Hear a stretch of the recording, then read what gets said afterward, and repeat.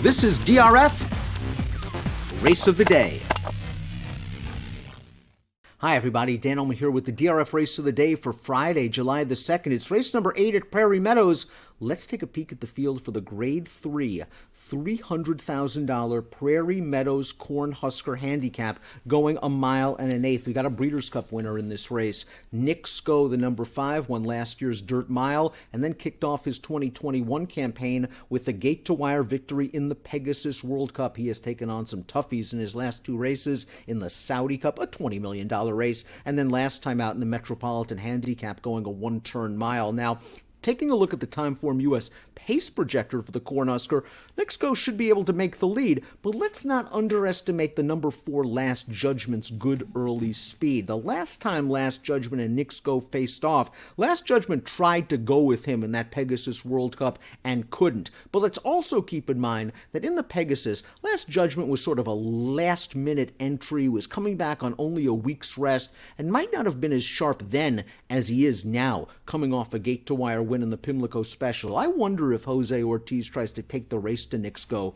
with Last Judgment, getting 6 pounds from last year's Breeders' Cup Dirt Mile winner. The number 1 is Drifting West, one of the local runners, finished 3rd in the local prep, the Rasmussen, and that race was his first start off about a 5.5-month layoff. It was a good lung opener for him. Now the question is, can he handle good stakes horses? He's run in stakes races on 4 prior occasions. His best finish came in that Rasmussen, and this is simply a tougher spot. He's going to be in the 2nd or 3rd flight while saving ground, and he's likely going to need a couple of these horses perhaps to regress a little bit, as well as for him to improve if he's going to get all of the money.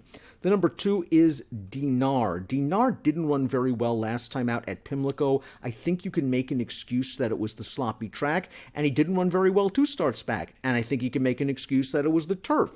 3 starts back, he was placed first via disqualification in a race at Laurel Park. He earned a 90 Beyer speed figure that day. He is stakes placed in his career. He has shown the ability to adapt to any kind of pace scenario, but it looks like Dinar has found a tough spot in the form he's in, even if you believe he's a little bit dirtied up by the surfaces of his last couple of races. The number 3 in here is Tenfold, and if you believe that Nick Sko and Last Judgment are going to get into a prolonged and protracted speed duel, well, consider Tenfold, because he likes to run from the back of the pack. Let's watch his race in the Temperance Hill at Oaklawn Park last time out. Now, this race was at 1.5 miles.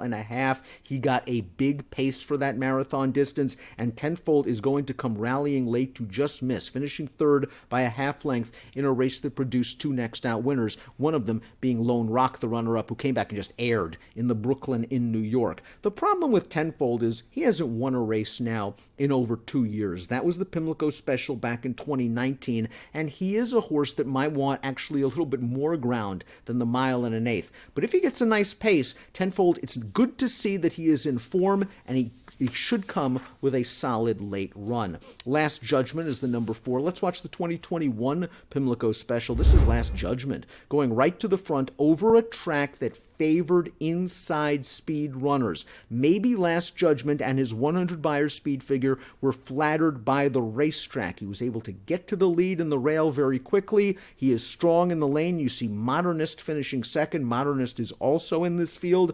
Last Judgment might have a difficult time of it in here trying to clear off with Nick Sko breathing down his neck, but he is in very good form right now and is an underrated horse.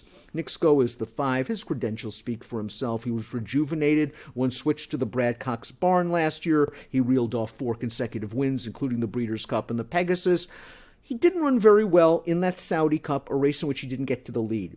And last time out in the Met Mile, he didn't run very well that day either. He kind of broke inward from the far outside post and caused a bit of a chain reaction, set the pace inside, came off the rail turning into the stretch, and just didn't have it, finishing 4th as the odds-on favorite. Now he's going to get a chance to stretch out around 2 turns, and he's going to get Lasix again. He hasn't had Lasix in his last 3 starts, and maybe the Lasix on will help Nick Sko. But you're getting a horse that some might argue is tailing a bit off of form, that is carrying a lot of weight in this race, at a very short price. Number 6 in here is Rated R Superstar, and he's been around for a long time. He's earned $1 million.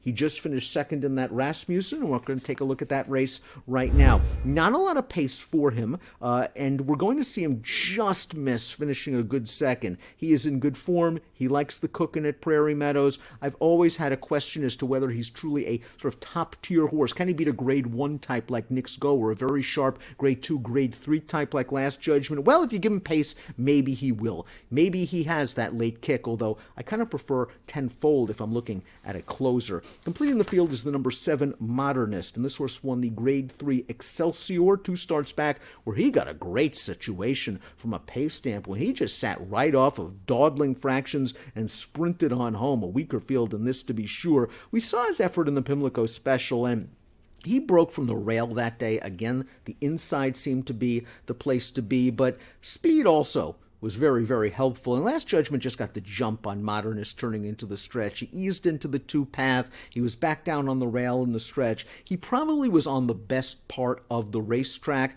but Last Judgment, I think, had a little bit of a better trip than he did.